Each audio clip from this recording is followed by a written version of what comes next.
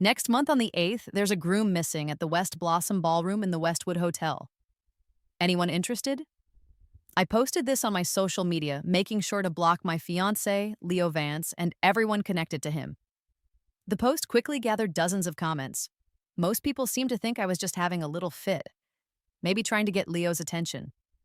The replies were full of teasing remarks, calling me playful or dramatic.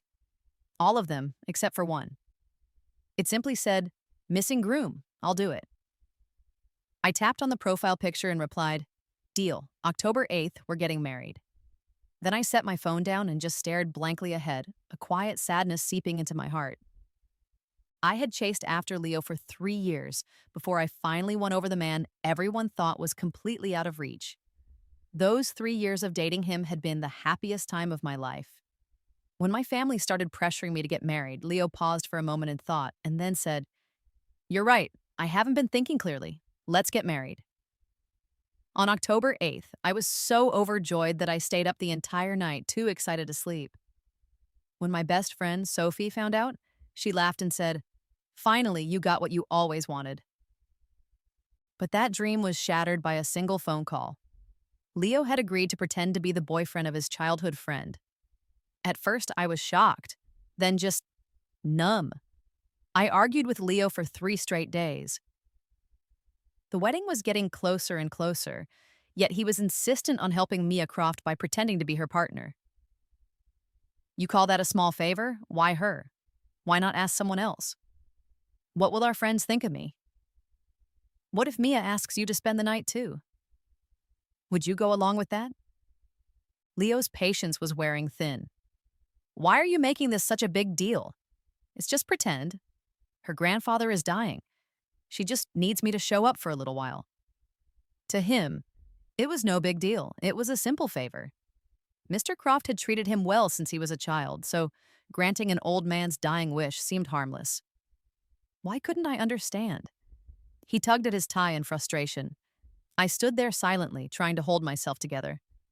I hadn't cried for 3 days, but now the tears finally started to roll down my cheeks. I was about to marry this man, and here he was, arguing with me just so he could go play someone else's boyfriend. Leo glanced at my tear-streaked face, hesitated for a moment, and reached out to comfort me. But just then, his phone buzzed. He looked down and his expression changed. It was Mia. He picked up the call. "Leo," her voice trembled through the phone. "Grandpa's pushing me to go on another blind date. I can't do this anymore. Please, come help me. I don't want to marry just anyone." Leo turned toward me with an unreadable look in his eyes. "Don't worry, I'm coming right now." He grabbed his coat and headed for the door. My voice caught in my throat as I stared at his back. "Leo, if you walk out that door, there will be no coming back." He paused, looked over his shoulder and said, "Once this is over, I'll make it up to you." And with that, he left me standing there alone, tears streaming down my face. I stared at the door for a long while, then let out a bitter laugh. Back in school, Leo had more admirers than anyone could count. Most girls only dared to admire him from a distance. Those who did confess were met with a cold rejection. His reputation was enough to keep most people away, but not me. I chased after him relentlessly. Even when I was turned down, I always showed up again the next day with a smile. "I'm not looking to date right now," Leo had told me once. I looked up at him with a bright grin. "That's okay. I'll wait until you are." No one believed in me, not even my closest friends. "You've been chasing him for over 2 years," Sophie once said. "College is almost over. Give up. At this rate, your whole college life will pass without you ever having a boyfriend." But I refused to give up. I followed him everywhere. He took math as an elective, so I, a literature major, signed up too, just to be near him. I would never forget the day in our 3rd year when Leo looked at me with an unusual seriousness, gently brushed a snowflake from my shoulder and said, "Clara, let's give this a try." That try lasted for 3 years. I bent over backwards to accommodate him. I even agreed to scale down the wedding, something a girl only experiences once in her life. Leo wanted something quiet, so we settled on a small banquet hall, just a simple gathering with family. But now, I had had enough. No more waiting, no more compromising. Why should I always be the one to give in? If the groom failed me, I would simply find another. I glanced at the chat history with someone saved in my contacts as Ethan. The latest message stood alone on an empty screen. It's settled. October 8th, we're getting married. Ethan Reed and I had grown up together, childhood friends, but not exactly on the best of terms. He used to pull my pigtails, and I would tug on his ears. We bickered endlessly, much to the despair of both our families. After high school, I went to a university in the north, and he went south. We lost touch. My heart was set on Leo, and I spent years chasing him across the country. It had been 7 years since we last saw each other. The last message I had from Ethan was when I bragged about finally dating Leo. He had once mocked my pursuit and teased, "If you manage to catch him, I'll take your last name. If not, maybe I'll come rescue you myself." When I finally did get Leo, I had gleefully messaged Ethan, but he never replied. The guy who used to like all my posts stopped clicking the like button altogether. I never imagined our first conversation in 7 years would be me asking him to marry me. I stared at the unread message and laughed at myself. I must be out of my mind. He was probably laughing at me right now, too, laughing at how blind I had been, how pathetic I had become. So what if I had once caught my dream guy? The man who was supposed to become my husband had just left to play boyfriend to another woman. All it took was a single phone call. And what did the 3 years I spent chasing after him count for? Was I a fool? I took a deep breath and blinked back the tears. If Leo had gone to be someone else's boyfriend, then I no longer needed him as my groom. There were plenty of men in the world, no need to cry over one. I gathered my courage and typed one more message to Ethan. "Not joking, will you come?" I waited. No reply. I laughed quietly to myself and was about to write something to save face when my phone suddenly rang. A familiar, laid-back voice came through the line, deeper and more mature than I remembered. "Clara, if I'm going to get married, my wife had better not still be thinking about another man." My temper flared just like it used to when we fought in school. I, Clara Evans, always keep my word. If I say I'm getting married to someone new, then I won't have room in my heart for anyone else. Not after that. Why did I say after? We both understood. Just days ago, I was proudly announcing my upcoming wedding. Now, I was changing grooms. I needed time to truly move on, and I still had loose ends to untangle with Leo. 6 years of ties couldn't be cut in a single breath. There was a low chuckle on the other end of the line. "If you dare mess with me, I'll drag you to the altar myself, even if I have to tie you up." Then his tone turned soft. "Sit tight in the Capitol, future bride." After the call ended, I stared at my phone, my ears tingling slightly. Since when did Ethan become so charming? I stared at the calendar on my phone. Only 10 days remained until the wedding on October 8th. I stood alone in the cold, empty house, my voice echoing slightly as I muttered to myself, "Leo, you might be playing games, but I, Clara, never do. This time, I am the one walking away from you." Leo hadn't come home the entire night. Early the next morning, my phone buzzed nonstop. When I unlocked it, I saw it was the group chat of Leo's inner circle. There were about 20 people in the group. I had only been invited in during our 2nd year of dating, and I remembered how excited I had been, how it felt like one more step into his world. Looking back now, it was almost laughable. Mia had already been in the group long before me. Inside the chat, Mia had just shared a photo. She and Leo were wearing matching outfits, standing extremely close. Leo was looking down, buttoning his shirt, but from the angle of the photo, it looked as if he was gazing fondly at her. Mia, on the other hand, was staring dreamily at him. The group chat exploded with comments.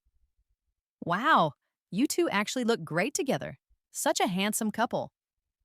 The messages scrolled by rapidly, full of praise and excitement. Then, Mia sent a voice message, her voice soft and sweet. "Oh, I really had no choice. Grandpa isn't doing well and keeps begging me to settle down. He insisted I find a boyfriend, so I had to ask Leo to help me out. Everyone, could you please help me get some likes on my post? thank you. I clicked into Mia's social media feed. New boyfriend alert, please take good care of us, it read. The picture was the same one she had posted in the group. Leo had even liked the post. I let out a bitter laugh.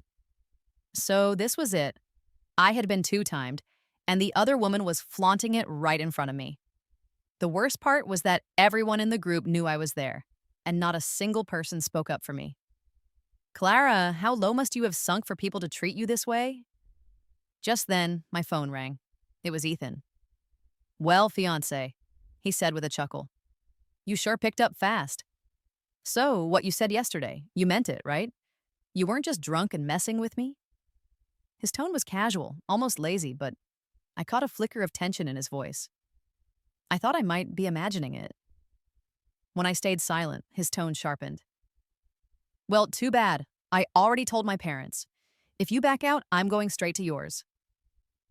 I actually laughed, the sting from earlier fading a little. Oh, please, Ethan, I said lightly. What are you, 12? Still running to our parents? Relax, I keep my word. Have I ever lied to you?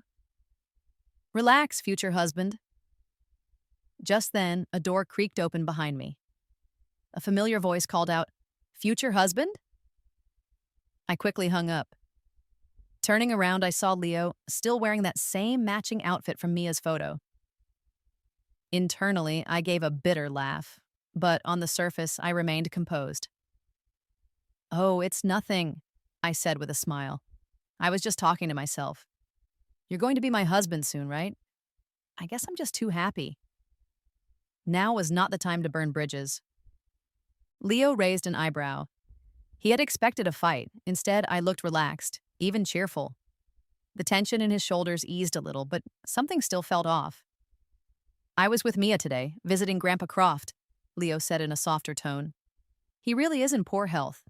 The doctor says he may not have many days left. Please, just bear with us a little longer. He moved closer, reaching out to touch my head like he always used to. I shifted slightly, avoiding his hand. I just washed my hair, I said quickly. I don't want it to get messed up. Leo lowered his hand. He stared at his empty palm, unable to shake the feeling that something had changed. The next morning, he got up as usual, ready for breakfast before heading to the office. As he sat at the table, he glanced around and asked the housekeeper, Where is the yam and white fungus porridge? The housekeeper looked slightly uneasy. I'm sorry, sir, I don't know how to make it, and I don't really have time today with all the other things to prepare.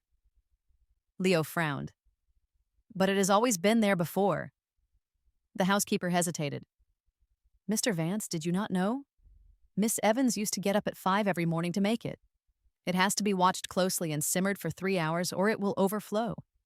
She always made it herself. But today Miss Evans is still asleep. Leo stared at his bowl in silence. He had never known. He only remembered how warm and comforting the porridge tasted, how his stomach had stopped acting up since he started eating it. To learn that I had been waking at dawn for 3 years to make it for him, he couldn't pretend he felt nothing. But today, for the first time in all those years, there was no porridge. Is she still angry about everything that happened, he wondered? And strangely, the thought made him feel almost reassured. If she's angry, it means she still cares. The housekeeper, watching him quietly smile despite the missing porridge, couldn't make sense of it. Me, still fast asleep upstairs, would have laughed if I had known what Leo was thinking. I wasn't angry anymore. I was simply done being the unpaid caretaker. I used to drag myself out of bed, eyes still half closed, just to protect his fragile stomach. He had never noticed. He had just eaten and moved on. Now that I had let go, I would rather get an extra hour of sleep. Later that morning, when I finally woke up, I was surprised to see Leo working from the sofa. That was unusual. Rain or shine, even in the worst weather, Leo always went to the office. And yet, here he was. As I sat up, Leo glanced at me. You're awake. Go have some breakfast. Wearing his usual gold-rimmed glasses, he looked calm and composed, his usual elegant self. I used to love that look. I used to rush over to him, smiling like a schoolgirl, but now, somehow, it no longer meant anything. Just then, a cheerful voice rang out from the doorway. Leo! We both turned. Mia skipped in, wearing a white dress, completely ignoring me and going straight to Leo. She pouted playfully. Why didn't you go to the office today? I went all the way there looking for you. The tension in the room immediately returned. Whatever fragile calm there had been was now shattered. Leo adjusted his glasses, glancing briefly at me as I headed to the kitchen. You need something? He asked. Mia twisted her dress in her fingers, pretending to be shy. Well, Grandpa didn't believe the photo we posted yesterday. He still wants me to go on blind dates. Could you maybe take more cute pictures with me? Otherwise, he'll never stop pushing me to find a real boyfriend. Please, Leo, just for a little while. I could hear every word clearly. I stood not far away, but I no longer felt the urge to storm over and demand answers. Mia followed Leo's gaze and finally noticed me nearby. Her eyes flashed with jealousy, but she quickly masked it. Oh, wow, Clara, you're here too, she said sweetly. You don't mind, right? I just want to borrow Leo for a few pictures. Both of them were staring at me as if waiting for me to give my blessing. I gave a faint smile and asked calmly, and what if I say no? Mia's smile froze awkwardly on her face.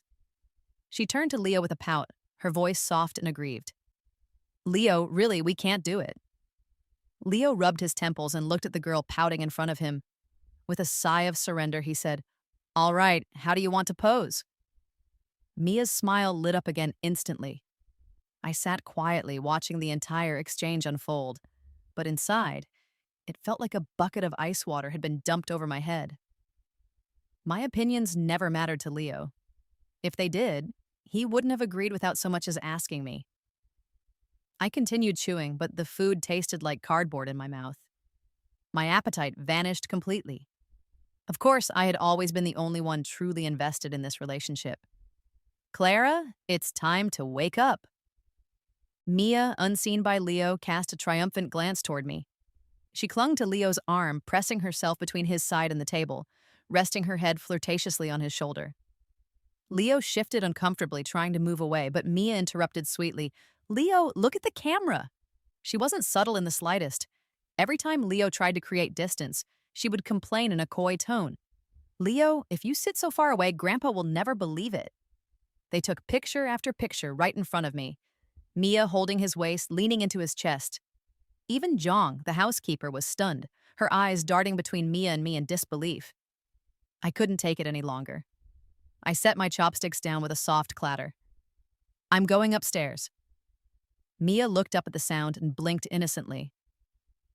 Clara, are you upset with me? Leo glanced at the half-eaten meal on the table and sighed.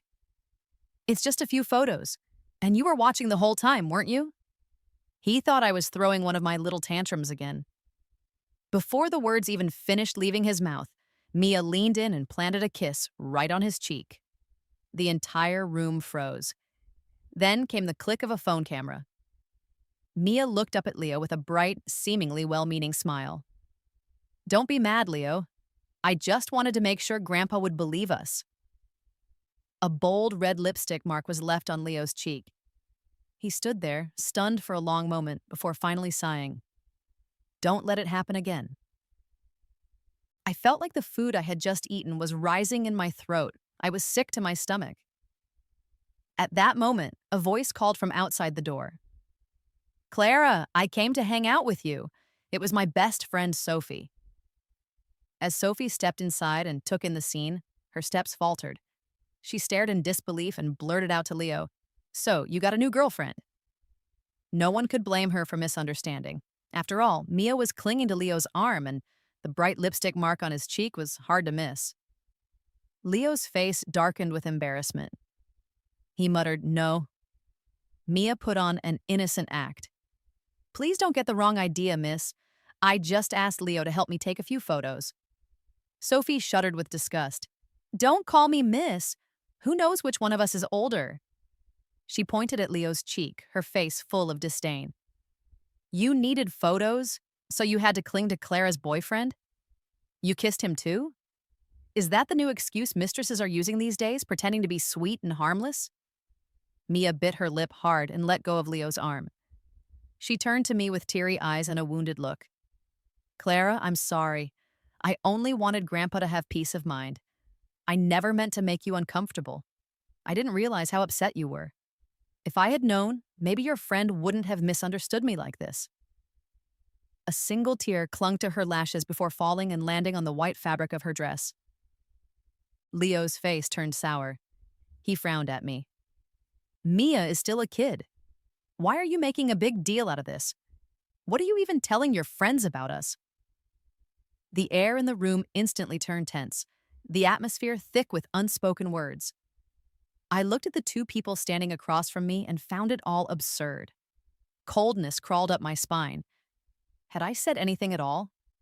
My boyfriend had just been kissed by another woman right in front of me, and now he was scolding me. Mia, a child? Mia was 27. I was 26. Just because she called me Clara in that soft, respectful tone, did Leo really think she was younger? I gave a cold, polite smile. My voice was flat and icy. Leo, even if you're frustrated, don't take it out on me. I haven't said a word, have I? What, just because I said I lost my appetite, it bruised Miss Croft's fragile ego? So she kissed my boyfriend?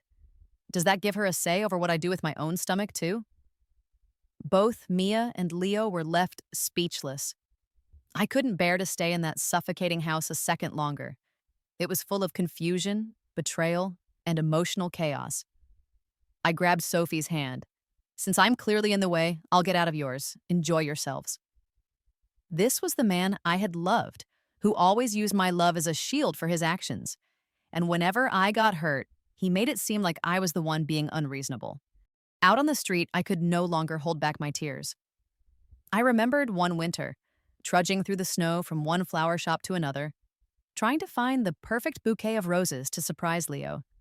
I had stood outside his dorm for hours, holding those flowers proudly while strangers passed and whispered. Still, I waited, hopeful. It was late, the sky was dark, and I was shivering when Leo finally came down in a thin coat. He said, Clara, I'll give it a try with you now. Reality reminded me over and over again, Clara, the love you gave everything to was never real. Sophie held me, furious. I can't believe this. Leo always looked like such a quiet guy. Turns out he's just another smooth player. When you posted those sweet photos before, I thought you were joking. She hugged me tightly. Clara, I'm with you. A man like that doesn't deserve you. I wiped my face, took a deep breath, and tried to calm myself. Sophie, still seething, added, This is just too much, really too much. I gave a tired smile. It's not worth it. We spent the rest of the afternoon shopping.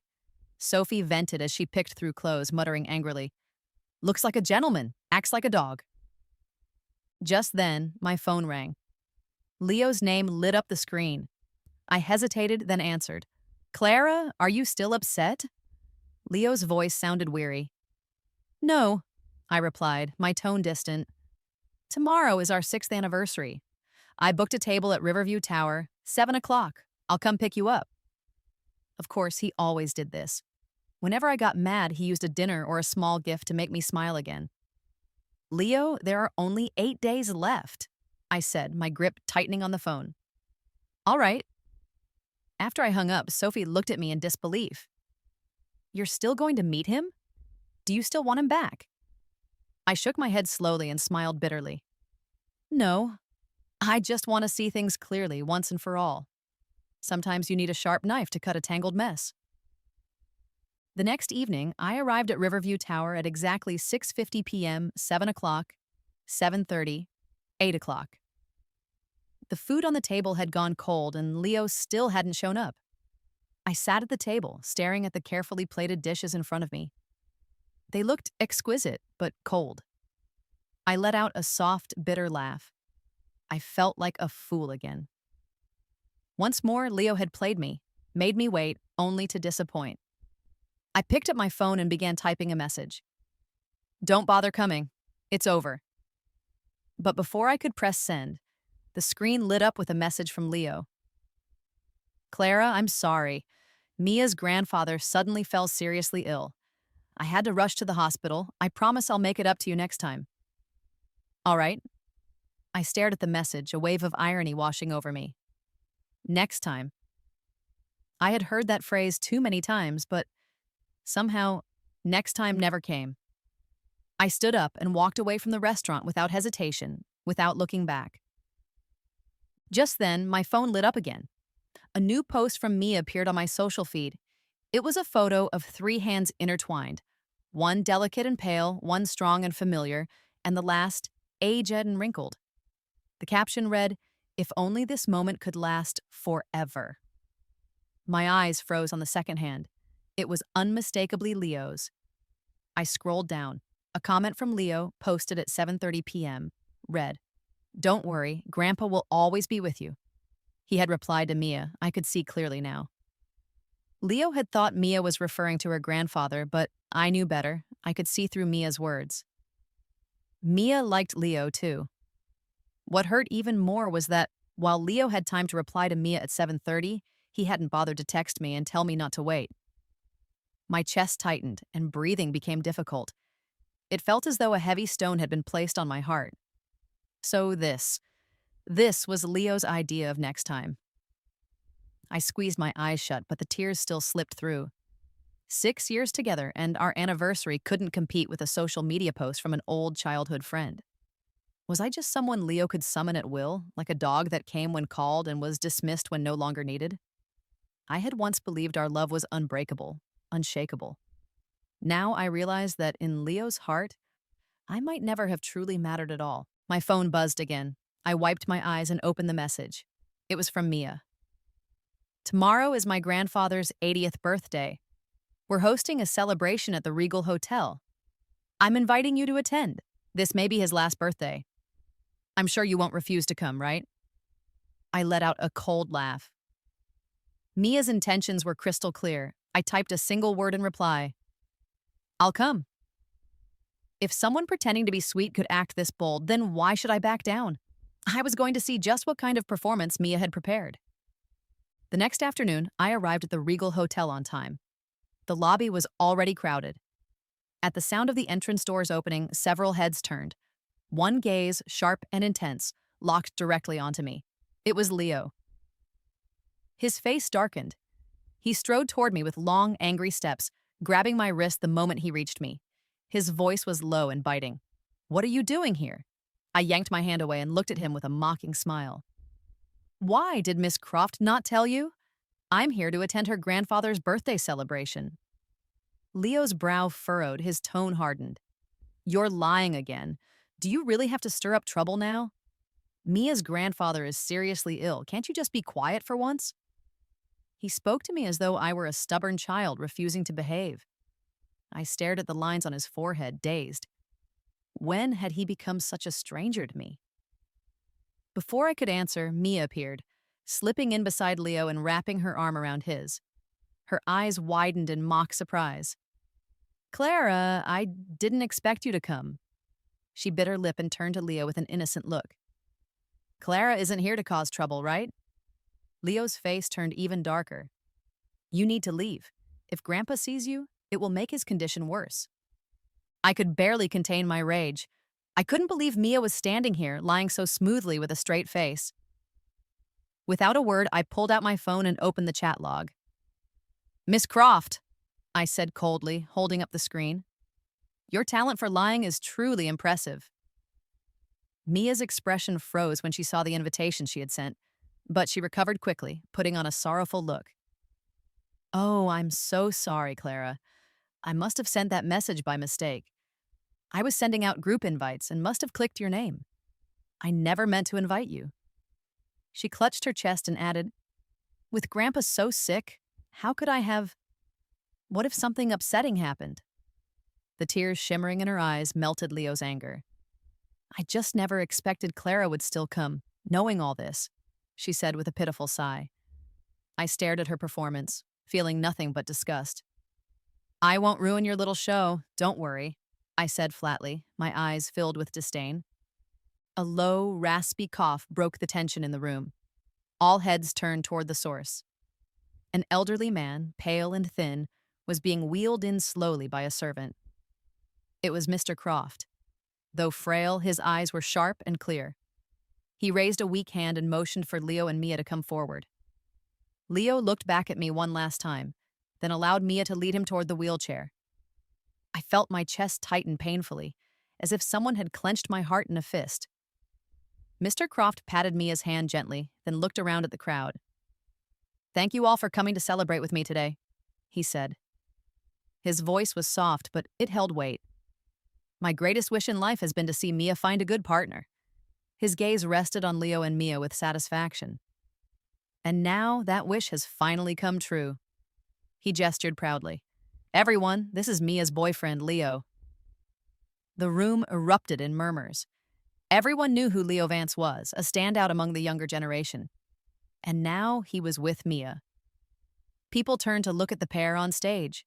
Handsome, elegant, the picture of a perfect match. Mr. Croft beamed. Mia blushed and hugged Leo's arm tightly, smiling sweetly as she swayed playfully. "Grandpa," she said with a giggle. Laughter echoed through the room, voices rang out with blessings. "Such a lovely couple. Mia is so lucky. May you grow old together in love and happiness." Suddenly, someone in the crowd shouted, "Kiss! Kiss!" The chant grew louder, like a wave crashing toward the stage. Mia bashfully lowered her head and stole a glance at Leo. He looked stiff, almost frozen. His eyes instinctively flicked toward the crowd, toward me. I stood there, still and silent. I seemed so small in the sea of guests, but my gaze was unwavering, piercing. Leo felt a sudden wave of panic. The calls for a kiss only grew louder. Mia looked increasingly nervous. She leaned closer and whispered, "Leo, this has gone too far. Can you just do this? Otherwise, Grandpa will be embarrassed." Leo turned toward her, hesitation in his eyes. Another voice chimed in, "Come on, Mr. Vance, don't be shy." Mia couldn't wait anymore.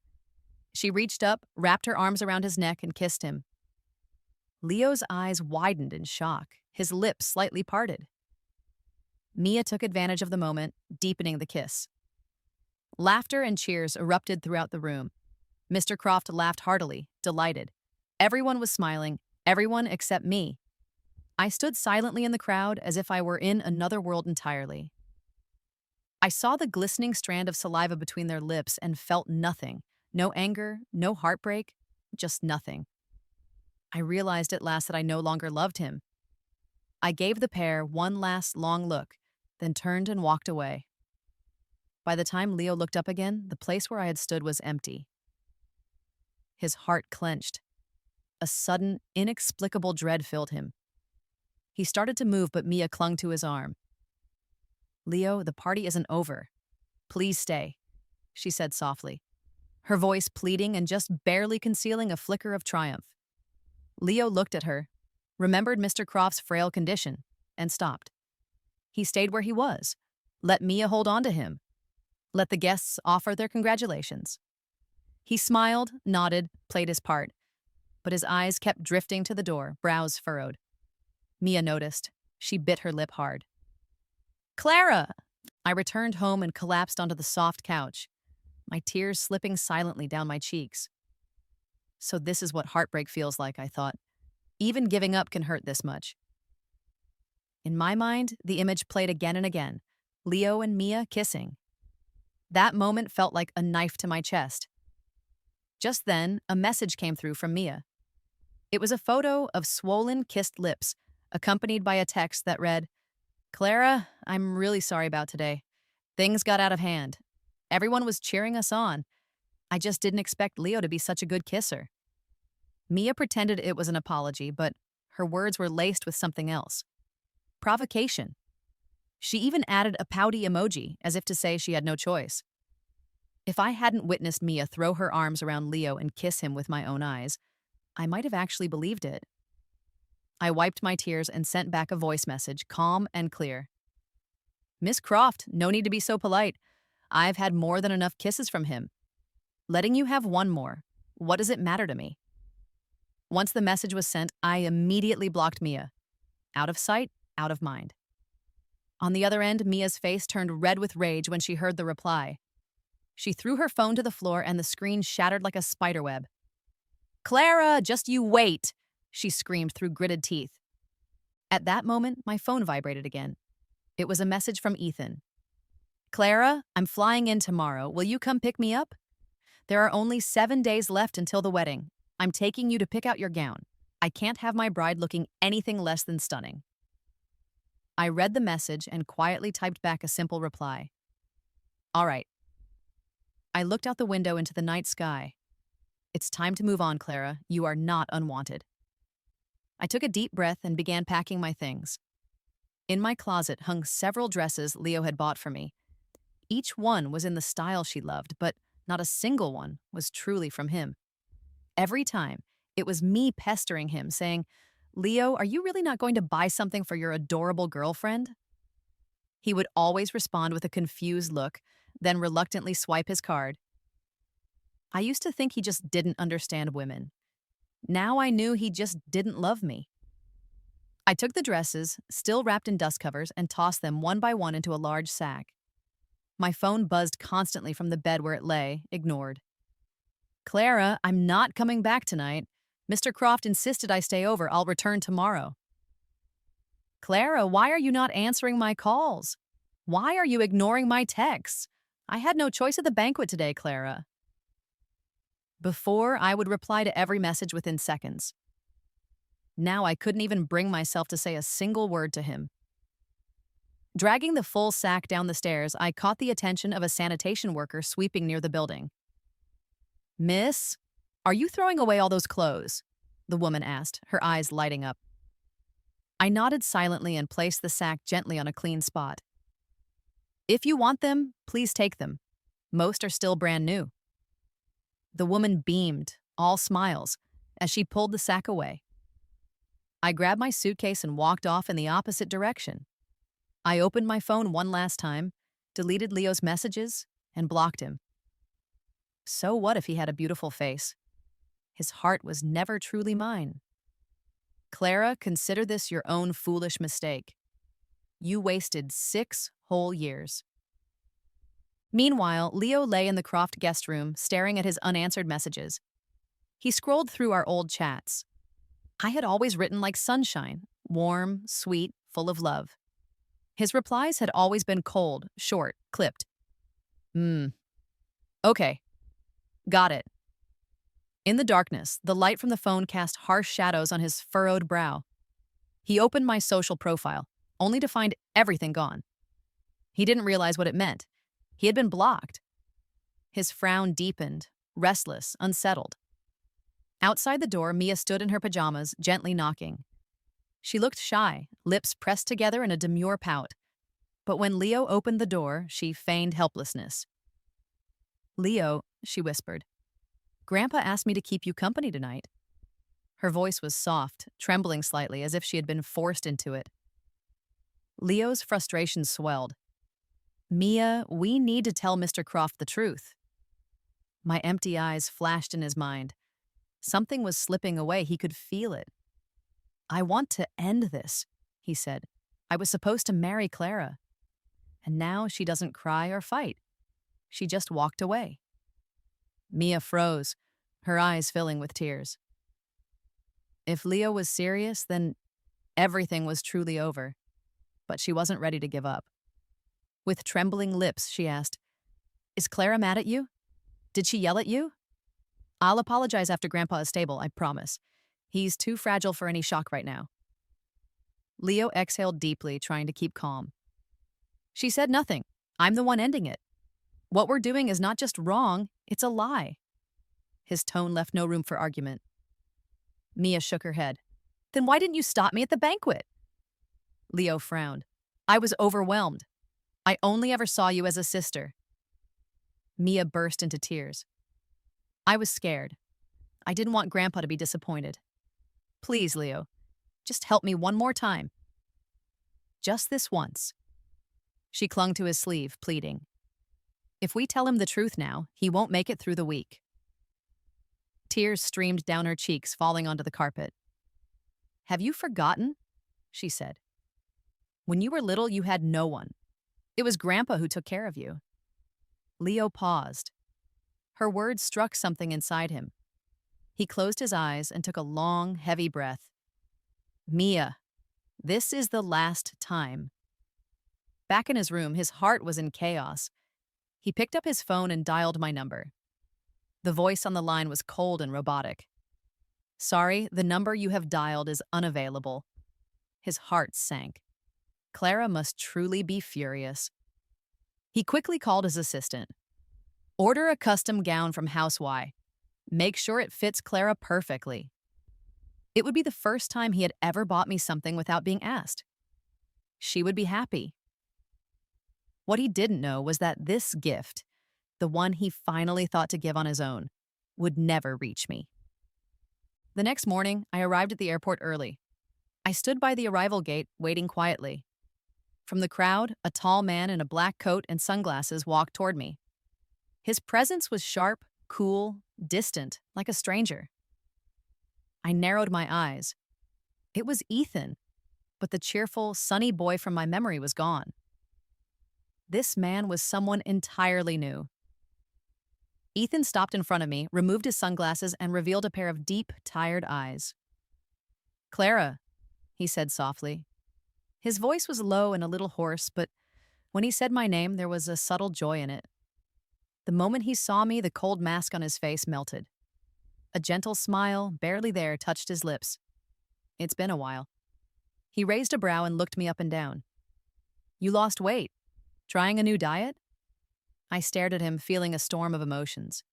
So he had changed. Grown up, matured. But he still had that annoying mouth. I scoffed. Ethan, years go by, and you're still just as rude. He clicked his tongue. Still calling me Ethan? Are you planning to keep that up after we're married? He leaned closer, shamelessly grinning. Why not try calling me husband for once? I was speechless, my cheeks flushing red. I didn't expect you to turn into such a flirt after all these years, I stammered. You must have broken plenty of hearts. Ethan looked at me quietly. When our eyes met, his teasing returned. Not a chance. No one in this world is good enough for me. He smirked proudly, like a peacock with its feathers high, flaunting to the world. And yet, beneath the arrogance, something in his gaze lingered just for me. I couldn't hold back anymore. I gave Ethan a sharp elbow jab. Oh, Clara, that was an attempted murder on your future husband, Ethan yelped dramatically. They continued walking side by side, the sun casting long shadows that overlapped and stretched into the distance. Inside the bridal boutique, soft music played in the background. I was trying on one gown after another, each one making me look even more radiant than the last. Ethan had just landed and hadn't even had a proper meal yet. Still, he had dragged me straight from the airport to the store. If we get there late, he insisted, all the good dresses will be gone. From the fitting room, I peeked out and asked, how about this one? The white gown clung gently to my figure, my skin as fair as the fabric itself. Ethan, lounging casually on the sofa, immediately sat upright. His playful eyes sharpened, and he rose slowly to approach me. You look stunning, he said, genuine admiration in his voice. I had been bracing myself for a teasing remark. I had even prepared a sarcastic comeback, but I never expected him to say something so direct. My cheeks flushed a deep red. Are you really more real than pearls? Ethan said with a smile, reaching out to adjust the hem of my gown. His fingers brushed against my skin by accident. I instinctively pulled back a little. Ethan's gaze darkened briefly, but he quickly masked it with his usual calm. This one. Let's take this one, he said firmly. I nodded, an unexpected sense of comfort rising in my chest. Just then, a noise came from the entrance of the store. Mia Croft walked in, arm in arm with Leo Vance, her smile delicate and radiant. Could you please bring out your newest bridal collection? Mia said sweetly to the store clerk as soon as she stepped inside. The clerk's eyes lit up at the sight of the pair. It seemed luck was on her side today. Two couples who clearly didn't care about price. She welcomed them warmly. You two make such a beautiful couple. We just received a few new designs from a top European designer.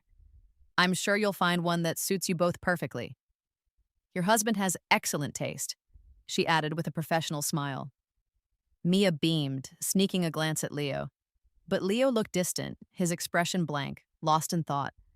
Hidden from their view, I had seen everything the moment they stepped in. I recognized Mia's voice. I had only been gone a day, and Leo was already here, trying on wedding outfits with Mia. They hadn't even picked their own wedding gown yet. How ridiculous. My heart twisted painfully, as if an invisible hand had reached in and squeezed. I lowered my eyes to hide the bitterness that surged up. Ethan followed my gaze and saw them too. A flicker of jealousy stirred in his chest, though he kept his tone light. "What's wrong, Clara?" he said with a slight sneer. "Regretting your decision? Don't tell me that's the blind boyfriend you used to be so hung up on." He couldn't bring himself to call Leo my fiancé. I shook my head, trying not to look at the couple again, but the redness in my eyes gave me away. Ethan clenched his fists silently. Right, he was blind. I forced a laugh. Lucky you picked me up, huh? Ethan had known me since we were children. Of course, he could see through my front, but he didn't say so. Yeah, the guy must have terrible taste, Ethan snorted. That woman next to him, she smells like a green tea latte. You know, all fake sweetness. He even waved his hand dramatically through the air. Ooh, I can smell it from here. His antics made me chuckle through my tears. Meanwhile, Mia held a dress in front of Leo and asked, "Leo, what do you think of this one?"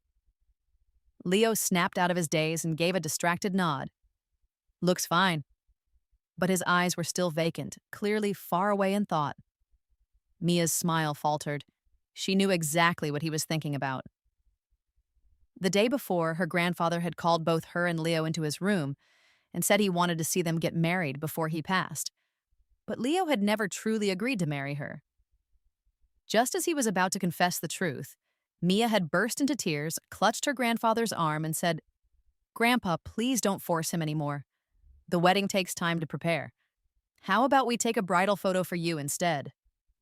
Her grandfather's eyes had welled with tears. He knew he didn't have much time left. "Leo," he said hoarsely, "you're not angry that I pressured you like this, are you?" Leo had been on the verge of saying something, but when he looked into the old man's eyes, the words stuck in his throat. He only managed a quiet reply. "Of course not, Grandpa. I promise you." He had told me he would come back the next day, but he never did. Now he had spent the entire day staring at his phone, hoping for even a single message from me. Nothing came.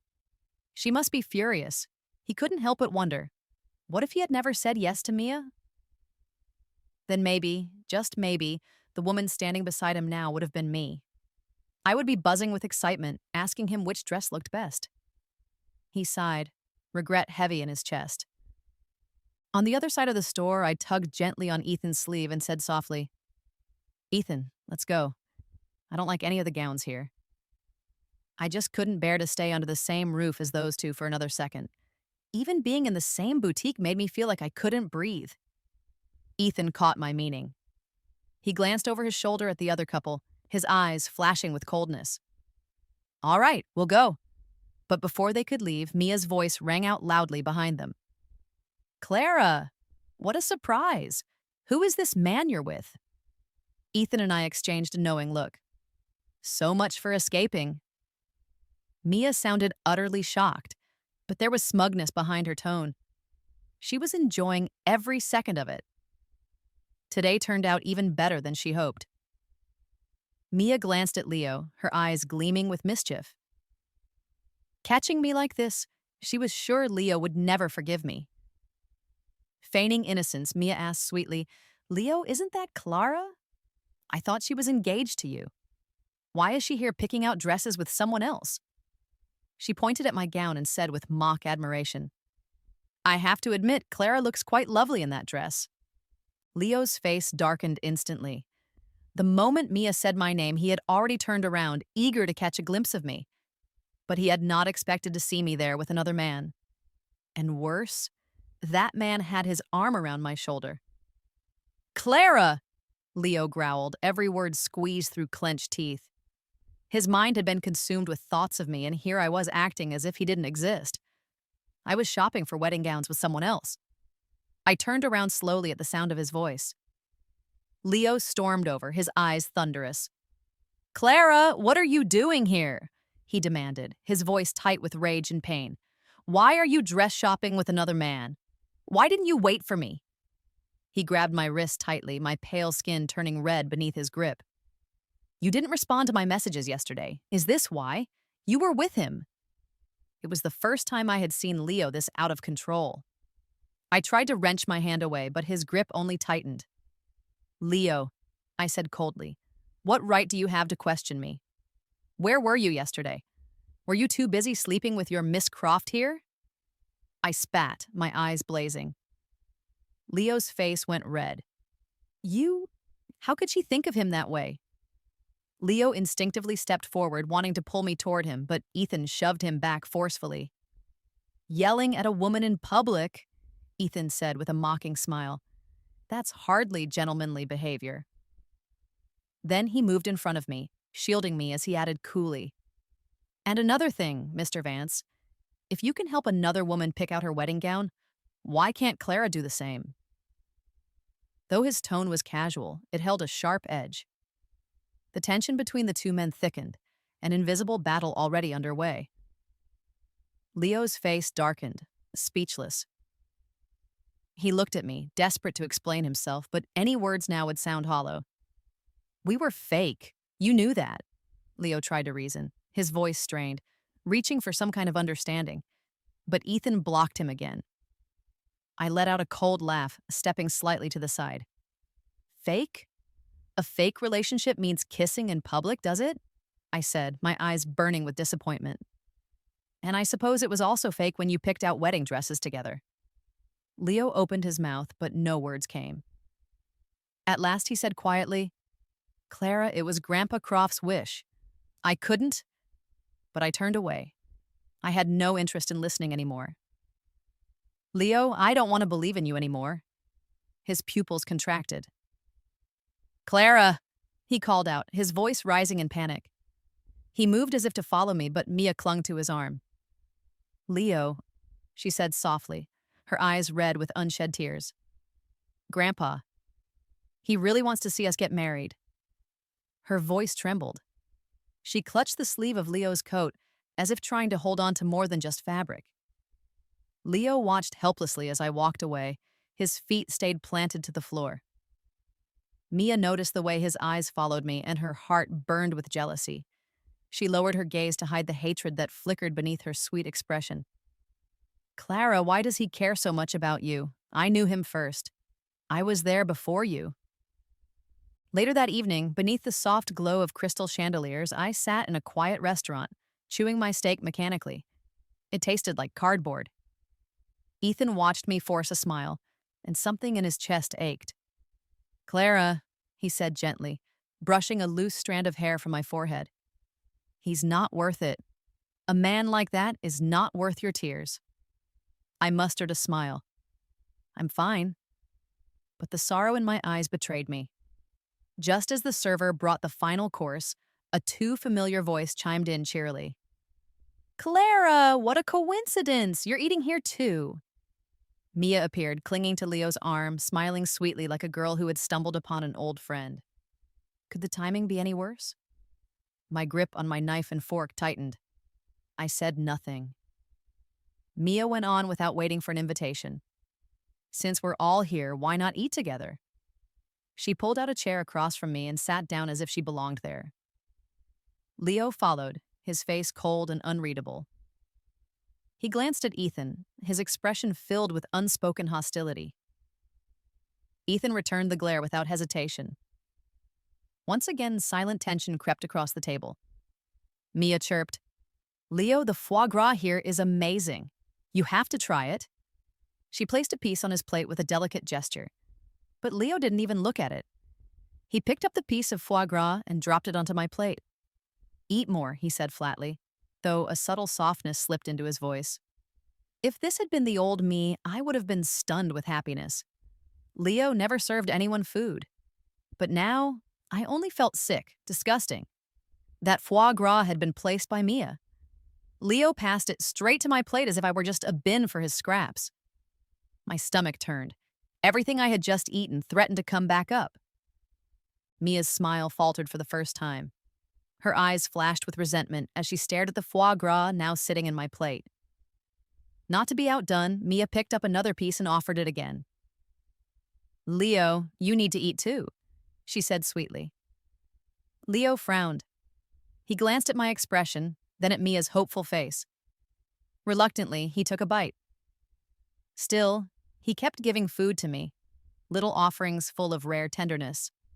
But every time I moved the food aside without touching it. Leo's chest tightened. Mia's jealousy surged as she watched him, gritting her teeth. She kept piling food onto Leo's plate, desperate for his attention. Ethan finally spoke, his tone dripping with sarcasm. "Mr. Vance, juggling two women like this, is that your idea of bliss?" Leo looked up, his eyes ice cold. "And who are you to comment on this? This is between me and Clara." Ethan raised his eyebrows, calm and unbothered. "Clara and I grew up together. Why wouldn't I speak up? Name's Ethan, by the way." He folded his arms and leaned back with a smirk, daring Leo to say more. Leo's face darkened even further. I had had enough. "Enough!" I snapped, standing up. "Ethan, we're leaving." Seeing me really walk away, Leo panicked. He grabbed my wrist, his voice urgent. "Clara, please just wait. Grandpa Croft doesn't have much time left. I can't walk away right now." "You know our wedding is already planned." "I get it. You're upset because I didn't go with you to choose a wedding dress, so you brought Ethan to spite me. I promise once this is all over, I'll make it up to you." I turned around and smiled as if none of it mattered. "Sure," I said gently. "I'll wait. Now, can you let go of my hand?" My eyes met his, calm and unwavering. Slowly, Leo loosened his grip. Ethan stared daggers at him but said nothing. His tongue pressed against the roof of his mouth as he clenched his jaw. On the way home, Ethan finally broke the silence. Why not just break up with him? You know, the 6-foot-tall man now looked more like a lost puppy, his whole posture sagging with quiet hurt. I, walking slightly ahead, didn't see his expression. I simply replied, "Because I don't want to let him off that easily. I want him to know what it feels like to wait alone at the altar. I can't wait to see him standing there, getting married by himself." I turned and looked at Ethan. "What about you? Still thinking about your first love?" Ethan froze, caught off guard. "My what?" I laughed at his expression. "I heard it from someone back at your university. They said your white moonlight chose someone else, so you went abroad to heal your broken heart." I leaned closer, curious. "So, was it true?" Ethan pushed me lightly away, his ears turning bright red. "If you put it that way, then maybe—" "Aha, so it is true. You had a white moonlight and never told me," I teased. "Is she single now?" Even the back of Ethan's neck turned red. He turned his head away and muttered, "Kind of." I blinked, and for a brief moment, a strange melancholy stirred inside me. But I brushed it aside quickly. I patted Ethan on the shoulder. "No worries. If you still want to go after her, we can just fake the wedding and skip the marriage license." Ethan's face darkened instantly. He grabbed my head and pulled me into a tight embrace. "Clara, forget it. I'm never getting remarried." "Hey, Ethan, you're messing up my hair." "Let it be messy," he grinned. Early the next morning, I was summoned by Ethan. I grumbled as I approached him. "How do you have so much energy so early in the day, Ethan? Why did it have to be a morning escape room?" Ethan, dressed in a hoodie and leaning against the wall, lit up the moment he saw me. Gone was the commanding man from the night before. Today he looked more like a carefree college graduate, with a teasing smile under his sharp nose and thin lips. He said, "Wasn't it you who always used to say in college that you wanted to try an escape room? Now that I finally agreed to come with you, you're complaining." Hearing that, my memory drifted back to my college days. Escape rooms had just become a big trend. I had begged Leo to go with me, but he had refused. He had said, "That kind of childish game? I don't have time for that." Disappointed, I had complained to Ethan, who was studying far away in the South at the time, about having no one to go with. Now, years later, standing here with my childhood friend, his playful tone and familiar smirk, I realized he had remembered my words all this time. My heart was quietly moved. Not far away, Mia took in the scene from behind her coffee cup. She had only come out to grab a drink, but unexpectedly found something far more interesting. She immediately pulled out her phone and called Leo. "Leo, can you come with me to an escape room today?" she asked sweetly. At the Vance Corporation office, Leo rubbed his temples and replied, "I'm swamped today. I don't have time." Just as he was about to hang up, Mia added, almost too casually, "Oh, I just saw Clara with that guy from yesterday. They're headed into an escape room together." She paused before continuing, "But since you're busy, forget I said anything." "Where?" Leo asked sharply. After she gave him the location, the line went dead with a cold click. Mia nearly broke her manicured nail with how tightly she clenched her phone. Why was it that Leo only reacted when it involved Clara? Within minutes, Leo arrived at the mall, slightly out of breath. He stormed up to Mia, his voice tense. "Where are they?" Mia pointed toward the line for the escape room. Leo immediately strode toward it. Mia bit her lip and followed close behind. I had been laughing with Ethan, my mood visibly light, but the moment I spotted Leo and Mia approaching, my expression instantly darkened. Ethan's face also hardened. Why were they always here, like a pair of annoying shadows that refused to leave? Before anyone could speak, the staff announced that the game was ready to begin. All four of us awkwardly and silently ended up grouped into one team. Inside the dim, horror-themed escape room, the eerie atmosphere settled around us. I was momentarily drawn in by the decor when suddenly an actor playing a ghost jumped out. I instinctively flinched. Ethan immediately pulled me to his side. Caught off guard, I stumbled into his arms. He smiled down at me. Behind them, Leo glared at Ethan's back with such intensity, it was as if his stare could burn a hole through him. He wanted to go forward and pull me away, but Mia clung to his arm. "Leo! Oh my gosh!" Another actor had popped out to scare them, and Mia used the moment to wrap herself tightly around him. Leo tried to shake free, but Mia clung harder each time.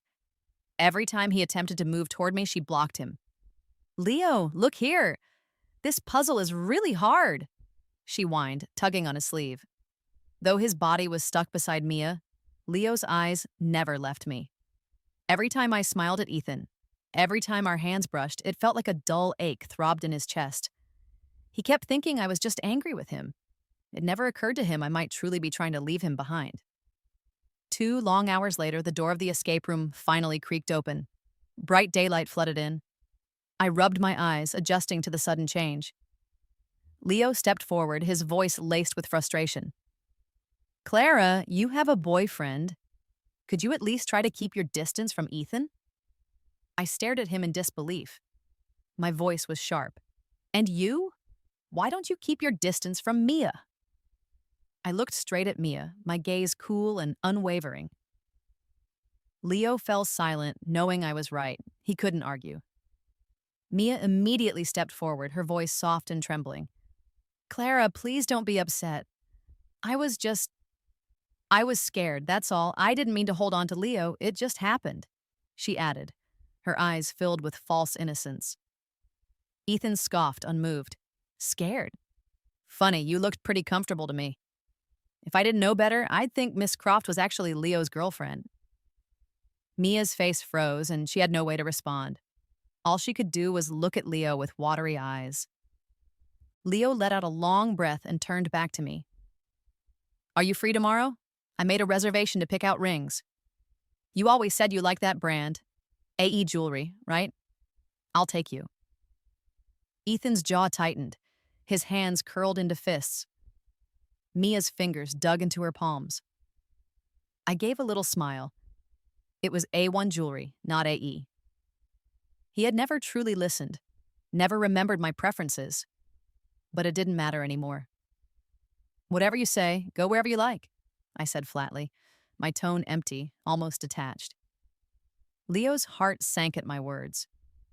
The group drifted apart, each wrapped in their own thoughts. Ethan said nothing as he walked away, his eyes lowered. Back home, my phone rang. It was Ethan. His voice was low and rough. Are you really going to pick out rings with him? I chuckled softly. I could hear the annoyance in his voice. Of course not. I'm just putting on a show. No use letting things unravel before the wedding. I paused, then added with a mischievous lilt. Besides, it will drive me absolutely mad. I don't love Leo anymore. Ethan finally exhaled, sounding slightly smug. All right then, I'll forgive you this once. That night, Leo stayed up at the office working through a mountain of paperwork. The next morning, he went straight to the jewelry store where he had promised to meet me. What he didn't realize was that I had already moved out of the villa. Leo had faced many negotiations and handled many crises, but this morning, his heart felt unusually unsettled. He approached the A1 storefront with a rare mix of anticipation and unease. Just as he reached out to open the door, his phone rang. It was Mia. He hesitated, but answered. Leo! Mia's voice trembled, thick with tears. Grandpa, he's not doing well. Leo's heart clenched. He started coughing blood last night. The doctor said he might not make it past tomorrow. Leo, please come see him. Leo looked through the glass. I was there. I had come. Mia continued between sobs. I know today is important. I know you're supposed to meet Clara, but Grandpa really wants to see you. Please. Her voice broke again, urging him to make a choice. Leo stood there for a long moment. Then, with a deep sigh, he turned away. The driver looked surprised when Leo returned to the car. Mr. Vance, I thought you were meeting... Leo cut him off, his tone heavy. To the first hospital. He stared out the window as they drove. Grandpa Croft's health had been failing for years. Leo had known this day would come eventually, but he hadn't expected it so soon. He looked back toward A11 last time. Clara, next time I will make it up to you. Inside the A1 boutique, I sat slumped in my chair, absently scrolling through my phone. Boredom had long since settled in. I had been waiting for over 2 hours. I glanced at the screen again. The time had passed well beyond what we had agreed on. With a dry laugh, I shook my head. So stupid, I muttered under my breath. I got stood up again. I chuckled bitterly at myself. Deep down, I had expected this. No matter how guilty Leo claimed to feel, I remained the one he could so easily ignore. With a low sigh, I gritted my teeth and stood up, slinging my purse over my shoulder. Just as I stepped outside the boutique, I noticed someone acting suspiciously in the corner. A man in sunglasses, standing half hidden, kept glancing my way like a thief caught in the act. When he realized I had seen him, he turned abruptly and pretended to look away as though nothing had happened. But Ethan, hiding behind a nearby pillar, quickly turned back around when he heard no footsteps. There I was, standing right behind him. He jumped, startled, taking a full step back. I crossed my arms and said flatly, "What are you doing here?" Even with the sunglasses, I had recognized him instantly. Did he really think those glasses would fool me? Ethan pulled them off with an awkward smile. I was just passing by, he said, clearly uneasy. Got a little thirsty. Thought I'd get some milk tea. He held up the cup in his hand as if it proved his story. I stared at him without responding. Under my gaze, Ethan began shifting on his feet, visibly uncomfortable. Did he not show up? Ethan asked cautiously, trying to peek behind me. I let out a dry laugh. That was answer enough. Seeing my expression, Ethan's lips curled up in a small, involuntary smile, which he quickly tried to suppress. He cleared his throat. Well, since he's not here, how about we go together? We're getting married in 3 days, and we still haven't picked out rings. Meanwhile, at the hospital, Leo rushed through the corridor, his heart pounding. The doctor pulled down his surgical mask and looked grim. Mr. Croft's condition is extremely serious. I'm afraid he might not make it through the night. The words hit Leo like a thunderclap. He hadn't expected this, not really. On the way to the hospital, he had convinced himself that Mia had exaggerated, but the doctor's expression left no room for doubt. His legs gave out slightly and he stumbled back, catching himself against the wall. And yet, beneath the panic, Leo also felt something else. Relief. Once Mr. Croft passed, he would no longer be obligated to Mia. He could finally be free to marry me. Leo's thoughts were torn, twisted between guilt and hope. Inside the room, Mia sat by her grandfather's bed, crying softly. Grandpa, please don't leave me. Mr. Croft, pale and frail, lifted a trembling hand and gently stroked her hair. Mia, all I ever wanted was to see you happy. When he saw Leo enter, his cloudy eyes lit up for a moment, like a man seeing his last source of strength. With great effort, he turned to Leo and whispered, Leo, will you take care of Mia for the rest of your life? Leo froze, unable to respond. Mr. Croft reached for his hand, gripping it tightly, his eyes filled with hope. This old man, who had cared for Leo when his own family failed him, now placed his final wish in his hands. Leo opened his mouth, trying to say no, but the words caught in his throat. He had only meant to pretend, just a temporary act. He couldn't truly marry Mia. His expression turned stern, his lips pressed into a hard line. Mr. Croft's gaze darkened. Leo, you're not willing? Mia's tears flowed faster. Grandpa, don't say that, she cried, turning anxiously to Leo. Leo will agree. He will. Her voice trembled, her eyes pleading to Leo. She was the girl he had grown up with, and Mr. Croft, the man who had been like a father to him. He swallowed his protest again and again, the words rising in his throat only to fall away. Mia, panicking, quickly typed on her phone and showed him a message. Leo, please just help me this one last time. I don't want Grandpa to die with regrets. After he's gone, we'll get divorced, I promise. Leo finally closed his eyes. I will marry Mia, he said quietly. You have my word, Mr. Croft. The very next morning, Mia dragged Leo to the marriage office. She explained it was because Grandpa was too ill to wait, but inside she was nearly bursting with glee. Leo, on the other hand, seemed completely upset. Even when they took their marriage photo, the staff joked, Sir, could you please look more in love? You look like a statue. Move a little closer to your wife. Mia's smile faltered, her cheeks flushed, but when she finally held the red marriage certificate in her hands, it felt almost unreal. She had wanted Leo since the day she learned he had a girlfriend. Jealousy had consumed her. Why should that woman Clara get him? But now, she was Mrs. Vance. All her careful planning had paid off. She thought of the medicine bottle in Grandpa's study, her eyes glinting coldly. If gaining Leo required some sacrifices, she would make them. Mia snapped a photo of the marriage certificates and posted them online with the caption, Finally married to my Mr. Vance. Sophie was scrolling when she saw the post. She rubbed her eyes, convinced she was seeing things. Then she quickly screenshotted it and sent it to me. Clara, look! Mia and Leo got married. I was in the middle of trying on wedding gowns when the message came. Ethan sat nearby on the couch, gently turning the velvet ring box in his hands and chuckling to himself. I opened the message, glanced at the screenshot, and smiled faintly. So this was Mia's big move, a spoiled heiress whose entire life revolved around a man. I snorted. Perfect match, a scumbag and a snake, I said coolly, tossing the phone aside. I turned my full attention to the gowns. Who Leo married had nothing to do with me anymore. Mr. Croft saw their marriage certificate and finally smiled in peace. He gripped Mia's hand and said in a weak voice, Now I can rest easy. And then he closed his eyes for the last time. The Croft family was consumed by sorrow. Leo, holding back his own emotions, helped arrange the funeral. After all, this man had been more of a grandfather to him than his own flesh and blood. In the end, he had honored Mr. Croft's final wish. But after the burial, Leo approached Mia. Mia, let's go file for divorce. Mia's face went pale, her eyes filled with tears instantly. Leo, how can you say that now? She choked.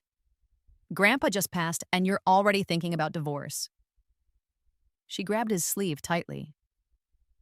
Leo hesitated, but then he thought of me and his voice turned cold. Mia, I married you only to fulfill Mr. Croft's dying wish. Now that he's gone, there's no reason for us to stay together. His tone was firm. There was no warmth. Mia sobbed harder. Please, Leo, don't treat me like this. Grandpa is barely buried and you want a divorce? What will people say about me? She clung to him desperately. Leo felt the weight of her gaze and grew impatient. Had she not promised they would divorce after the funeral? Mia, you know why I agreed to this. Don't play games with me. In 2 days, I'm marrying Clara. I can't wait for the 7-day mourning period. His voice left no room for negotiation. Mia stared at him, her heart burning with fury. Clara again. She wanted her gone, her hands clenched so tightly her knuckles turned white, but her voice remained sweet and submissive. All right, Leo. I'll do as you say. Leo arrived at the civil registry office with Mia. The clerk, following routine procedure, asked the reason for their divorce. Both Leo and Mia responded calmly. Irreconcilable differences. The clerk typed for a moment, then looked up and said, according to current regulations, there's a 30-day cooling-off period before the divorce can be finalized. Please return after 30 days to complete the process. Leo froze. He had not expected that. Even divorce now required a waiting period. His brows furrowed tightly, irritation creeping into his chest.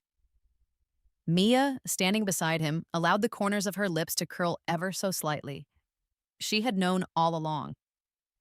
Leo stumbled back into the villa. As he pushed open the door, a wave of cold emptiness met him. He had imagined returning home to tell me that everything was settled, that our future was finally clear. But now, he didn't even know how to begin explaining.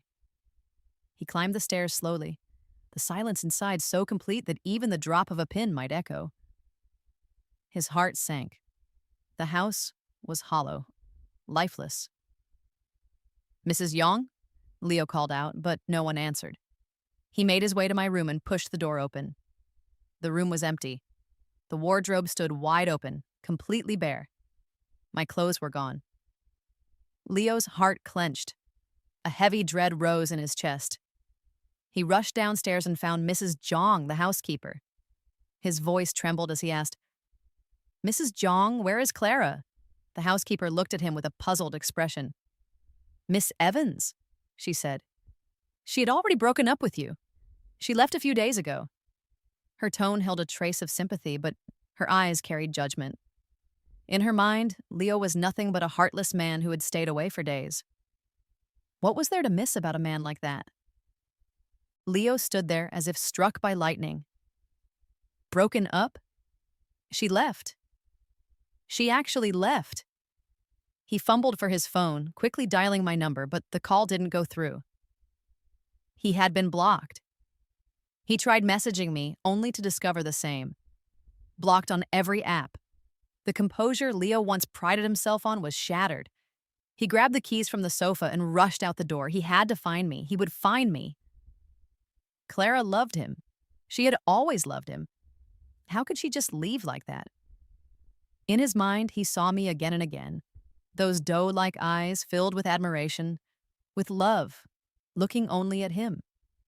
She couldn't have meant to leave. She must be upset. She just needed time. Leo, breathless and disheveled, started the car and stepped on the gas. Suddenly, his eyes landed on a street cleaner nearby. She was wearing a light blue coat. That coat? He recognized it instantly. It was a birthday gift he had given me last year. Leo slammed the brakes, the screech cutting through the quiet street. He jumped out of the car and rushed toward the woman. Auntie, this coat? He asked, his voice unsteady, filled with hope. The older woman looked at him with suspicion. A young lady gave it to me a few days ago. Said she didn't want it anymore, she replied. Why, you want it back now? Leo felt like the air had been sucked from his lungs. I had always treasured every gift he gave me. I would never toss something aside unless I truly wanted to forget. The coat, now worn by someone else, told him the truth. There was no point pretending anymore. Suddenly, he recalled the image of me trying on wedding gowns with Ethan. His hands shook. He borrowed Mrs. Jong's phone and dialed my number.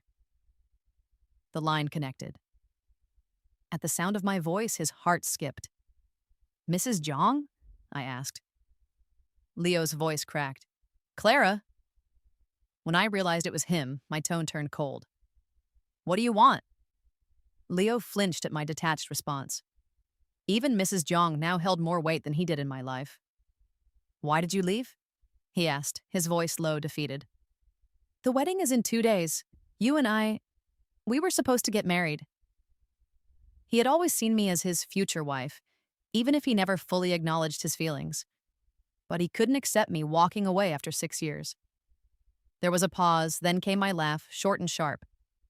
A wedding? Leo, are you joking? Leo gripped the phone tighter. What do you mean? What do I mean? My voice dripped with sarcasm. Leo, have you forgotten that you're already married? Leo froze. How did she find out? He had told no one. His face darkened. It had to be Mia. Clara, listen. My marriage to Mia, it's not real. Not real? But the marriage certificate is, isn't it? I cut him off. Leo, stop treating me like a fool.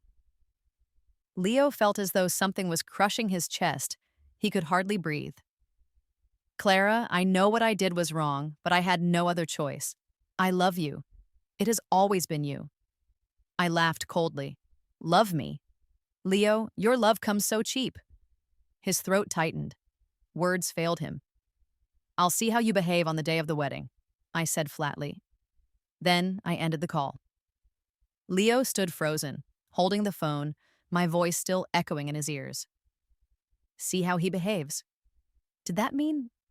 Was there still a chance she might forgive him? A flicker of hope rose in his chest. He would do whatever it took. He had to win me back. But far away, I stared at my phone with a sneer. Leo, you turned me into a joke, I muttered. Now it's your turn to be laughed at. On the wedding day, Leo arrived early at the venue. Everything was perfectly prepared, all for me. But as the hours passed, his unease grew. By noon, I had still not appeared. Only Leo's relatives and friends had arrived, none from my side. He could feel the chill spreading in his chest. Guests began whispering.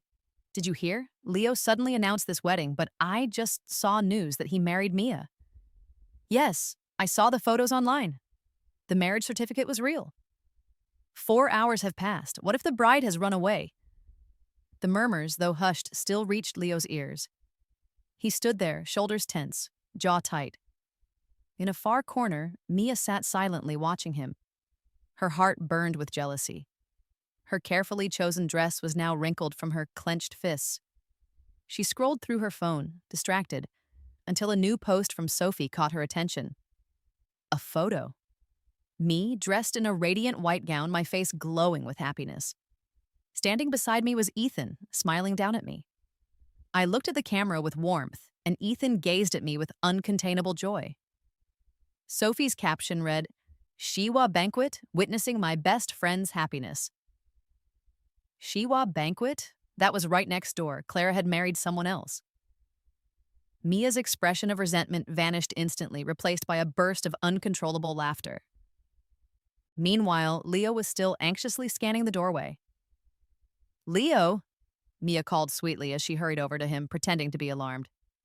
Look, it's Clara, she said, handing him her phone. The moment Leo heard my name, he snatched the phone from her hands. One glance at the screen, and it felt like a bolt of lightning had struck him.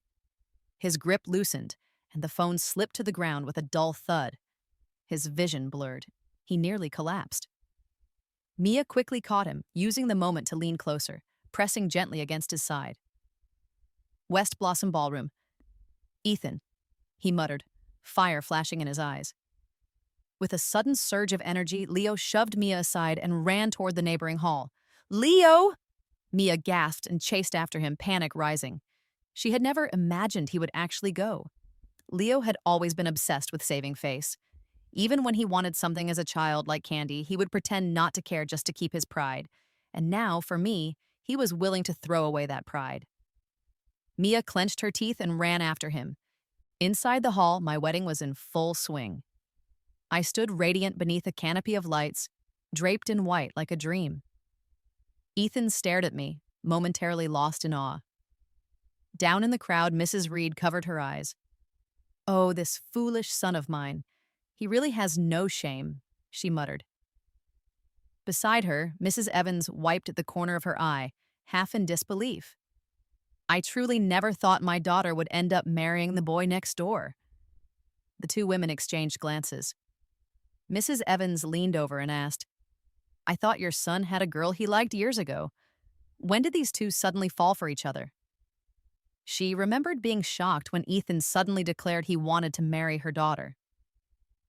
Back then, she had even thought to herself that marrying the boy next door wouldn't be so bad. Familiar family close to home. But I had dismissed the idea, saying Ethan already liked someone else, so she had let it go. Mrs. Reed's eyes widened. You really didn't know? My son has been hung up on your daughter since high school. Mrs. Evans blinked. Wait, what? Oh yes, there was this one time in school when another boy confessed to Clara. Ethan was so upset he skipped dinner, and when he heard Clara was dating someone in college, he was devastated. Said he was going to move abroad to get over her. And now look, he's made something of himself, running that cultural company overseas. It's really taken off. Within just a few minutes, Mrs. Reed had spilled every embarrassing secret about her son to the guests around her. On stage, Ethan still thought he was playing it cool. Now let the bride and groom exchange rings, the MC announced with energy, and the hall erupted into cheerful applause. Sophie was crying so hard her makeup had run. Clara, you better be happy or I'll come haunt you. As Ethan slid the ring gently onto my finger, a shout rang out from the entrance. I object! Clara, don't marry him! Leo burst into the room, eyes bloodshot, charging straight up the aisle. He shoved Ethan aside and stood in front of me, trembling. Come with me, he begged, his voice pleading. I was so beautiful, I looked like the bride he had imagined for so long. Ethan let out a cold laugh and pulled a red booklet from his pocket. He waved it in front of Leo's stunned face. Open your eyes, Leo. Clara is my lawful wife now.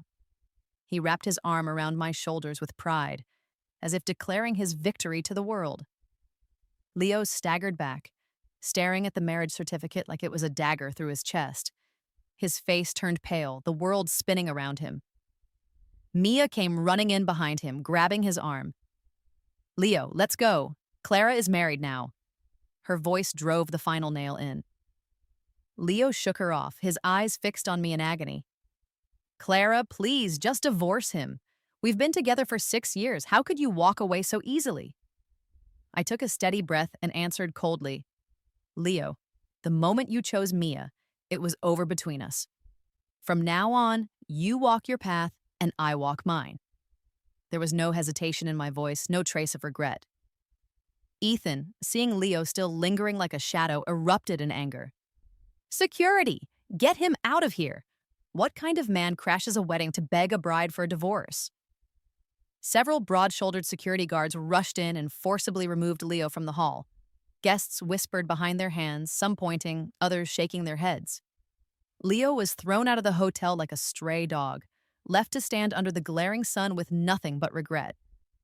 Ethan finally relaxed when he disappeared from view. He turned back to me and puffed up his cheeks. You better not cheat on me, Mrs. Reed. I rolled my eyes. Watch your mouth. My parents are right there. Why did it feel like Ethan had gotten sillier since we signed the papers? Later that night, Leo sat alone, drowning himself in hard liquor, glass after glass. Mia sat beside him, her eyes filled with worry. Leo, please don't do this to yourself. Leo suddenly looked up, his eyes fierce. If it weren't for you, Clara would never have left me.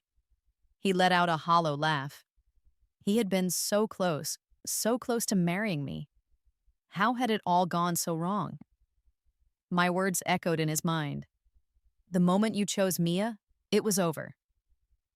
If he hadn't agreed to pretend to be Mia's boyfriend, maybe none of this would have happened. He blamed Mia. He needed someone to blame. But what he failed to realize was, if he hadn't agreed, no one could have forced him.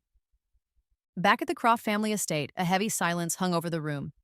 In Mr. Croft's study, a distant relative was quietly sorting through the old man's belongings. Since Mia's parents had passed in a plane crash years ago, she was all that was left. Everyone tried to help however they could. As the relative sorted through the drawers, her hand stopped on a small pill bottle. When she read the label, her face turned pale. This isn't heart medication at all. She worked in the medical field, and this drug had nothing to do with treating heart conditions. It was a coagulant. Anyone close to Mr. Croft knew that at his age, he should never have been taking that kind of medication. In fact, it would have made his condition worse.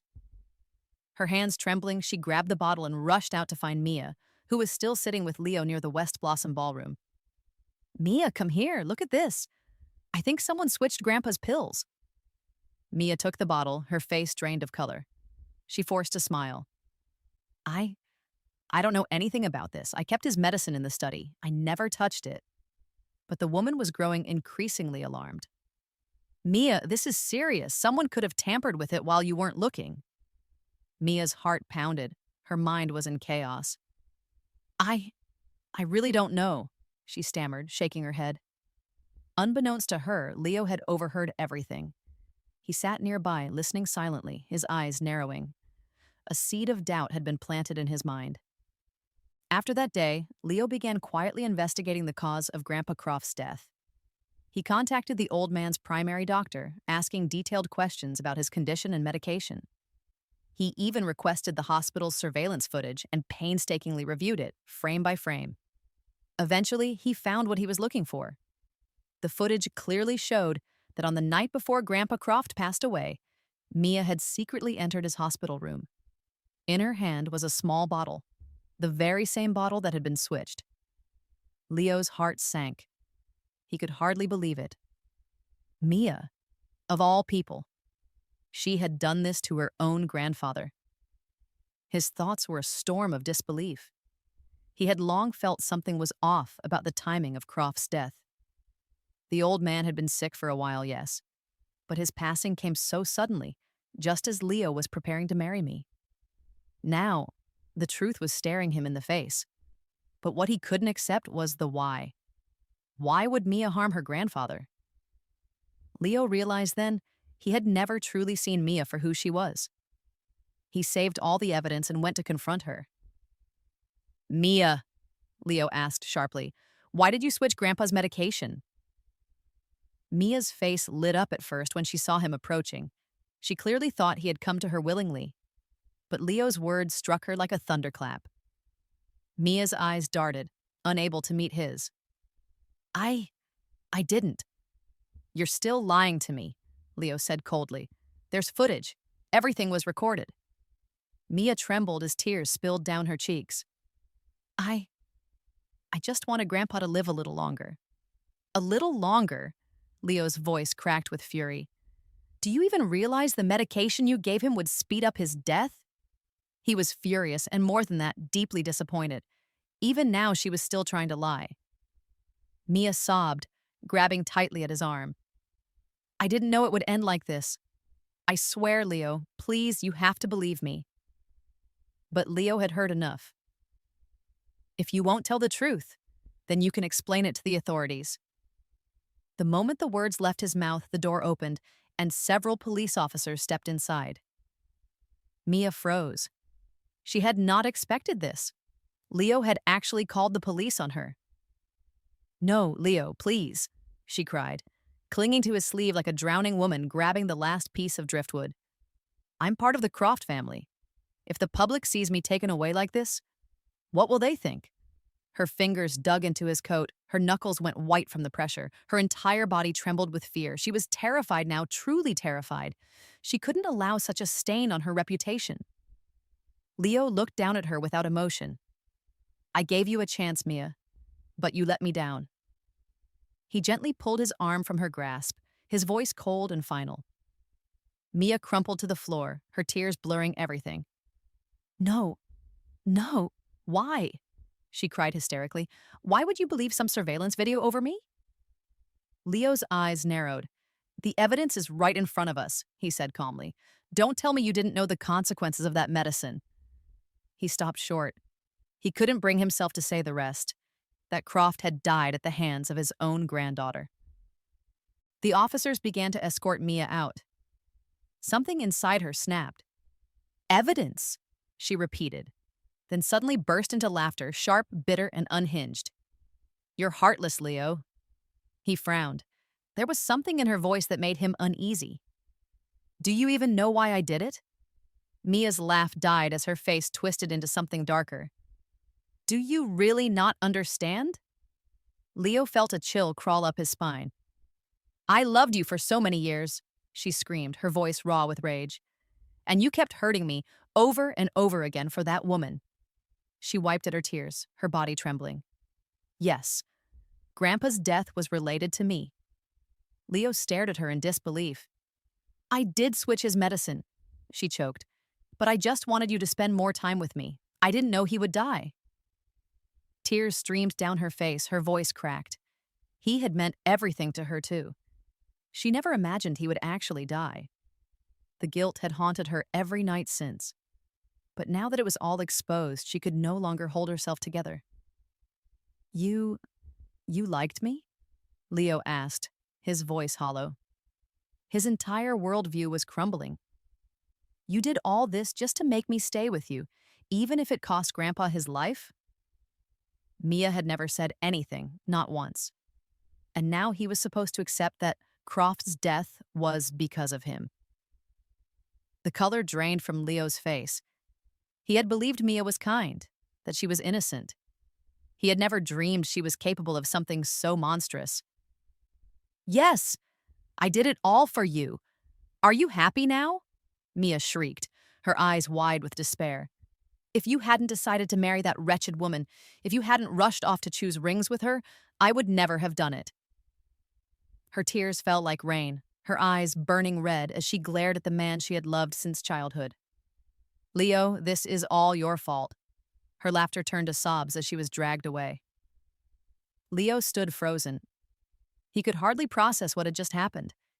In his mind, he kept seeing me, my look of heartbreak, the way I turned and walked away over and over again. He had been blind. Mia's mask had fooled him, and in the process, he had lost me. He had even lost Grandpa Croft. Leo leaned back against the cold wall, doubt filling every corner of his soul. For the first time, he truly questioned everything about himself. On the third day of our marriage, I couldn't take it anymore. I kicked Ethan out of bed. Ethan, are you seriously telling me you've gone your whole life without a woman? I groaned, my voice thick with exhaustion. The sun had risen and set countless times, and yet Ethan always wore that innocent face. I felt like my back was no longer mine. Ethan landed on the floor with a thud, grinning shamelessly. He covered his chest with exaggerated hurt. Clara, you nearly killed your own husband. I really have only ever had you, he added, pouting dramatically. My heart skipped a beat. Ding dong. The doorbell rang urgently. I gestured with my eye. Say, go answer it. Ethan muttered under his breath but got up anyway, wondering who could be so clueless as to interrupt him at a time like this. The boyish charm he had around me disappeared as he walked toward the door, his entire demeanor shifting. His eyes turned sharp. He pulled the door open only to find Leo standing on the other side. Ethan's face fell instantly. Not him again. Leo tried to peer inside. Where is Clara? Ethan gave a cold laugh, glancing down at his towel-wrapped body and then back up at Leo. His lips curled into a dangerous smirk. You're looking for my wife? In my house? That's brave. Leo's eyes followed Ethan's gesture, lingering on the towel. The word wife stung. I just want to see her one last time. Ethan's tone dropped, full of warning. Leo, I suggest you stay far away from other men's wives. But Leo was undeterred. I have to see her. The air between them grew tense, crackling like a drawn wire. A voice called from inside. Who is it? I appeared at the door moments later. Leo's eyes instantly landed on the side of my neck, on the clear, unmistakable mark. He drew in a sharp breath. It felt like the blood in his veins had turned to ice. When I saw Leo, my eyes instantly turned cold. I spoke flatly without a trace of warmth. Why are you here? Leo struggled to find the right words. Clara, please, just let me explain. Mia lied to me. I was deceived too. I'm just another victim. He stepped forward, hoping to get closer, but Ethan blocked his path. Leo, that's enough, Ethan said, his tone sharp and unyielding. Clara is my wife now. Please show some respect. Leo's gaze turned pleading as he looked at me. Clara, I'm begging you. Come with me. Let me explain everything. The once powerful CEO of the Vance Corporation now stood before me like a broken man, stripped of pride and purpose. I stared at him, my voice devoid of emotion. Leo, do you still not understand? I left you not because of Mia. Leo looked confused. Then why? I crossed my arms, my gaze steady and cold. Because you abandoned me, over and over again for other women. Because you never truly valued me, Leo. What we had ended a long time ago. Whatever happened, Mia or not, this was always how it was going to end. You brought this on yourself. Each word was like a blade, slicing into Leo's heart without mercy. He staggered back a step, his face pale as snow. Clara, that's not true. Leo tried to say more, but I didn't look at him again. I turned around and shut the door firmly behind me. My voice drifted faintly through the door. Leo, I hope you never come back. We are truly over. The heavy sound of the door slamming shut was like the final toll of a bell, marking the end of everything between them. Leo stood frozen at my doorstep, completely drained. Only now did he realize he had lost me for good. He slowly sank to the ground, burying his face in his hands, and wept in silence. Behind cold steel bars, Mia sat with disheveled hair and empty eyes. She looked up at the two police officers before her. I have already told you everything. What else is there to ask? She muttered. There was nothing left in her to fight with. She had failed, lost her grandfather, and never won Leo's heart. The officers reviewed the report one last time, then left the room without a word. For a moment, Mia sat alone in the interrogation room, silent tears slipping down her cheeks. Then the door creaked open once more. Miss Croft, one officer said, you are free to go. Your grandfather's lawyer signed a statement of forgiveness. You have been granted bail. Mia's eyes filled with disbelief. Grandfather? She blinked as if trying to focus her voice. Oh, what do you mean? The officer gave no further explanation. You will understand once you step outside. Grandpa, she whispered. Her heart caught between hope and dread. The sunlight outside the station was painfully bright. Mia squinted, shielding her eyes. Waiting at the entrance was her grandfather's lawyer. Her pale face was void of color. Mister, what are you doing here? The lawyer stepped closer and handed her an envelope. This letter should answer everything. It is from Mr. Croft. He called it his final gift to you. Mia's hands trembled as she took the envelope. From Grandpa. The handwriting on the front was unmistakably his. To my dearest granddaughter. She took a deep breath and carefully opened it. The paper was yellowed and smelled faintly of ink. Her grandfather's familiar script covered the page. Mia, my beloved granddaughter, if you are reading this, then Grandpa is already gone. The very first line brought tears rushing to her eyes. I know what you did. I know you changed my medication. Mia gasped, covering her mouth. The tears came faster, falling on the letter. I do not have much time left. Rather than live in pain, I chose to help fulfill your wish. I know you love Leo, and I wanted to see you happy, so I made peace with it. I chose to support you, even if it cost me everything. But Mia, if you are reading this letter, it means things did not go the way you hoped. It means you did not find the love you were searching for, and that breaks my heart. But remember this, my dear girl. Even if Leo Vance never saw your worth, you are still brilliant, still exceptional. There is someone out there who will see that in you. Mia, be strong. Keep going. Grandpa will be watching over you from above. Grandpa? Why were you so foolish? Mia clutched the letter against her chest and collapsed to the ground, sobbing uncontrollably. The grace and dignity once associated with the Croft family were long gone. Now there was only this broken girl, drowning in grief. She finally understood just how foolish she had been. She had hurt the one person who loved her most, all for the sake of a man who never truly cared. Her heart ached with guilt, regret, and sorrow. The love her grandfather had given her was deep, steady, and unconditional, and she had thrown it away. The sunlight bathed her in gold, but she felt no warmth. Mia, do not regret it. Keep moving forward. Grandpa does not blame you. Those were his final words to her, and they would remain the most painful words she would carry for the rest of her life. He tugged irritably at his tie. Dad, Grandma says you liked Mom for a long time. Is that true? Asked a tiny voice. Little Reed clung to his father's long legs, his big black eyes blinking with curiosity. I raised an eyebrow at Ethan, curious to hear how he would answer. I had heard this story from Ethan's mother long ago, but Ethan always refused to admit it. Caught under the watchful gaze of both his son and wife, Ethan cleared his throat, his ears turning a little red. No, of course not. Your grandma talks too much, he said, trying to play it off. Little Reed blinked again. Well, if you don't love Mom, then tonight I'll sleep with her. I love her. And since you don't, you can't sleep with her. Ethan was stunned. Where did you learn to say that, you little rascal? Behind him, I was laughing so hard my eyes disappeared into a smile. Farther away, Leo stood alone in the shadows, watching the little family. He stood there for a long time before quietly turning away. At a quiet cemetery, a woman stood alone, holding an umbrella under the pouring rain. Grandpa, I came to see you, Mia whispered. I'm sorry, she said every year at his grave. I have taken the Croft Company International. Grandpa, are you watching? Mia's eyes were red, her voice choked with tears. I miss you so much.